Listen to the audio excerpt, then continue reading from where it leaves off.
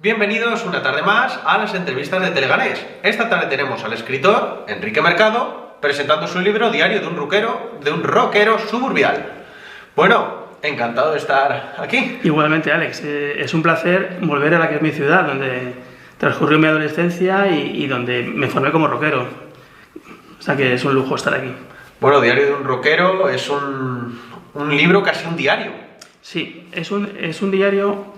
Realmente el diario es como la forma, es una excusa. Yo voy contando todos los conciertos que di con varios grupos en los 80 y cada fecha, cada concierto en realidad es como el comienzo para hacer un flashback y contar un poco mi historia personal, que es una historia de descubrimiento del mundo, porque yo, claro, tenía 19 años y el libro, aparte de descubrir a través del rock y aquellos años salvajes de los 80, vivirlos de aquella manera, también me sirvió un poco para, como persona, pues conocer el amor, el sexo, todas estas cosas que uno, pues, empecé virgen en todo y cuando salí de rockero, pues mira cómo acabé. Bueno, ¿y cómo de cero se te dio por hacer un relato descarnado del rock de los 80? Hace cuestión de un año volví a contactar con miembros del grupo Vértigo, con el que sé que es la formación con la que más recorrido tuvimos en los años 80, y pensamos en hacer un documental de la banda e incluso grabar algunas canciones. Se han grabado algunas canciones y en vista de que el documental era muy complicado por el tema de la pandemia, pues todo esto me empezó a despertar los recuerdos de aquella época y me di cuenta de que mi historia personal estaba dentro de un marco que era la zona sur de Madrid, la periferia, que realmente lo que yo llamo la cara B de la movida madrileña, porque es muy poco conocida. Y entonces me di cuenta de que había un campo literario bastante virgen y que yo creo que merecía la pena hablar de todo, de todos aquellos jóvenes que en aquellos años, pues digamos que a través del rock, pues dieron salida a sus inquietudes, ¿no? Bueno, y cómo es un libro que trata del rock, pero no del rock como en algunos otros textos, como son los libros que han salido de los integrantes de Kiss, este último de Héroes del Silencio, en el que es un poco llamar a los personajes, ya hacerlos héroes, hacerlos muy estereotipados. ¿Cómo son los personajes, en este caso tú, en el libro? Claro, yo, aparte de haber sido rockero y todavía seguir siendo un poquito, más allá de eso soy escritor, ¿no? Y entonces como escritor tengo mucho interés en lo que es el documento de época, ¿no? Y como te decía, creo que no estaba reflejada aquella época ni aquel escenario y yo también, claro, inevitablemente pensaba que si lo estaba contado en primera persona tenía que de alguna manera dotarlo de cierta sinceridad, ¿no? Porque, a ver, a estas alturas de la vida me da igual que dejar un cadáver bonito ya, ¿no? O sea que me interesa mucho más dejar obras importantes y que reflejen un poco a la colectividad, ¿no? Y bueno, ahora estamos viendo que en los 80 estaba Leño, estaba Varón, estaba Obús, unos jovencísimos Mago de Oz. ¿Cómo es posible que en esa época hubiera tantos grupos y hayan estado hasta ahora y ahora haya tan pocos grupos que se difunda tanto? Precisamente lo cuento en la novela. Nosotros, cuando hacemos la gira con Asfalto, en el año 86, ese mismo año Asfalto hace su último disco, hasta dentro de muchos años. ¿Qué está ocurriendo? Que están entrando, que el rock está de capa caída. Solo hay espacio como para grandes conciertos y como que los grupos nacionales se empiezan a romper. Barón Rojo se rompió por aquella época, eran los grupos más importantes, ¿no? Y todavía Mago de Oz todavía no estaba, ¿no?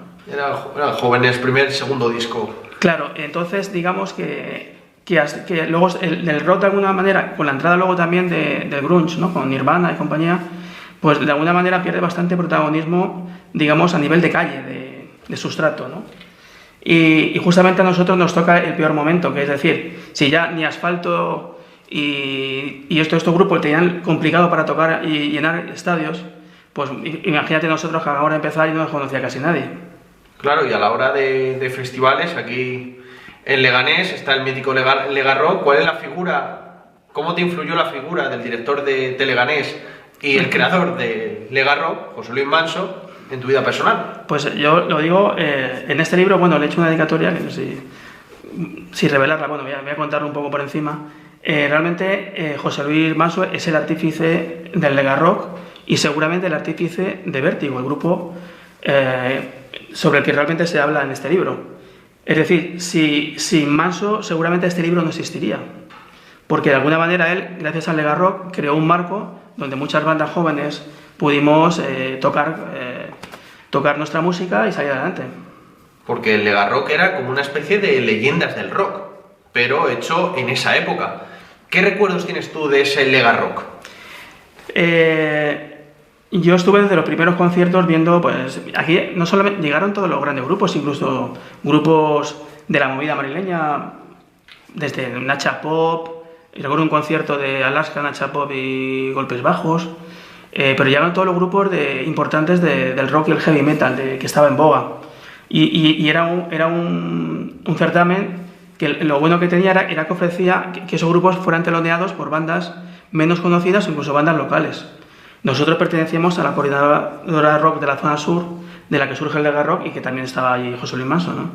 Claro, y tienes un recuerdo cuando hicimos una entrevista para Telesur Madrid hace unos meses en los que te recordabas al Teatro Galeo. Sí, el Anfiteatro Galeo para mí es como para otros puede ser el Wembley. Es como el sitio donde el grupo se dio a conocer. Dimos 4 o 5 conciertos. El más importante fue cuando teloneamos Asfalto y fue cuando el manager de Asfalto nos fichó para su gira, con lo cual es un lugar mítico que además que nosotros sin tener disco ni nada llenamos el Galeo varias veces y bueno, despertamos entre la gente pues un entusiasmo increíble que fue precisamente lo que hizo que el manager de Asfalto se fijara a nosotros. Y al final, ¿en el libro se trata el final de Vértigo? ¿O sí. ¿Qué pasó con Vértigo? Pues Vértigo tuvimos varios problemas. El guitarrista, que era una de las piezas fundamentales, se fue a la mili. Podría haber objetado, pero en ese momento no podía por circunstancias familiares. Y entonces, en cuestión de un mes, tuvimos que meter otro guitarrista. La gran oportunidad de Vértigo fue el concierto de Andújar con Asfalto, que había más de 10.000 personas allí. Y a ver, el grupo sonó bien, pero la magia y la conjunción que teníamos ya de tantos meses trabajando juntos con el guitarrista, sinceramente eso hizo que la banda se fuese desmembrando. Claro, una vez que ya, digamos que perdimos ese tren, precisamente porque luego recuperarlo fue imposible, decidimos con ese guitarrista que se fue a la mili montar Meiga, que era una banda como más seria, en el sentido de que era una música mucho más elaborada, más trabajada, que la otra estaba muy bien, ¿sabes? Pero era más comercial, digamos, dentro del rock. Bueno, y volviendo al tema del libro, ¿cómo ha sido llevar todos esos recuerdos a estas páginas? Pues nada, eso es despacito y buena letra y ahí va surgiendo todo. Realmente al final el recuerdo es un saco sin fondo y como tenía esa estructura del diario de los conciertos que dimos, me iba situando perfectamente en lo que había pasado en cada momento. Bueno, ya has comentado que hay rockeros de primera línea leyendo el libro, como yo te llamo a ti, el mercado original. Contaste el otro día una anécdota sobre Rosendo, coméntanosla. Bueno, yo hace muchos años leí una entrevista donde Rosendo decía que él realmente se apellidaba Mercader, pero que le sonaba bastante mal y se lo cambió por Mercado. Pero luego, no sé, yo esa entrevista no la he vuelto a encontrar, a lo mejor lo he soñado. Yo cuando estaba tocando con Vértigo me decía, tú eres el primo de Rosendo. Digo, claro, pues se llama igual que yo, ¿no? Y de hecho he hablado con él y la verdad es que le ha hecho mucha gracia, ¿no? Dice, a ver si vamos a ser primos, ¿no? O sea que él mismo tampoco me ha dicho que lo de Mercador a lo mejor lo he soñado yo, ¿eh? No estoy seguro. Bueno, pues cuando algún día esté aquí Rosendo... Espero que lo aclare. Pero pronto, eso es una pregunta que va a estar. Y en verdad, pues comentar del libro, en esta foto, ¿dónde era? Esta foto es en el Instituto María Zambrano de Zarzaquemada, que nos lo prestaban todos los sábados para ensayar. Entonces, como ves, la pinta es bastante glam. O sea, nosotros, pues eso, eso no se ve aquí, pero iba totalmente de rosa. O sea, y de hecho llevo unos calentadores que me llamaban Evan Asarre, o sea, directamente. O sea, Pantera Rosa, Evan Asarre. Pero bueno, era la época, en los mediados de los 80, estamos hablando de Bon Jovi, de una serie de personajes. con los kits esos estrafalarios, sin ya sea la máscara, bueno, la pintura.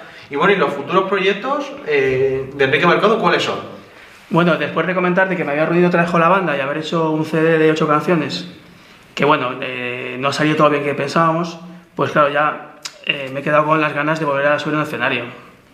Así que estoy en conversaciones con amigos para montar, aunque sea a un nivel mucho más modesto, porque creo que la formación de Omega era bastante potente, pero para pasármelo bien, porque es que lo del rock es pasárselo bien, básicamente. Bueno, un nuevo Omega, nuevo Lega Rock, esperemos algún día. ¿Y cómo es posible contactar contigo para conseguir este libro? Pues nada, es muy sencillo. Como vivimos el mundo internet ahora, pues el libro es entrar en la página web de la Tentación de mi Niña, que es como se llama la editorial, y nada, la editorial latentaciondeminiña.com, y nada, y se compra en la web. Hay un par de librerías, una en Barcelona y otra en Madrid. La de Madrid es El Zorro, me parece que se llama, y también se puede comprar de esa manera, pero vamos, directamente en la página web de La Tentación de mi Niña. Bueno, pues esta cámara de aquí es tu cámara por si quieres mandar un mensaje a tus seguidores, lectores o oyentes. Bueno, pues nada, yo sobre todo a todos mis amigos de Leganés, y donde yo he vivido tantos años y que han compartido conmigo pues esta afición al rock y a la literatura, pues animarles a que lean el libro porque se van a ver bastante bien reflejados. Yo creo que es un libro que cubre un hueco que no se había cubierto hasta ahora, porque siempre se ha hablado de la movida madrileña de aquellos años, pero se ha profundizado muy poco en el rock que se hacía en la periferia de Madrid, y hay muy pocos testimonios, ¿no? Entonces yo me alegro de haber vivido aquí y poder contarlo. Así que nada, muchas gracias a todos. Pues muchas gracias a ti por estar esta tarde con nosotros en Teleganés, y a ustedes les espero en la siguiente entrevista de las entrevistas de Teleganés.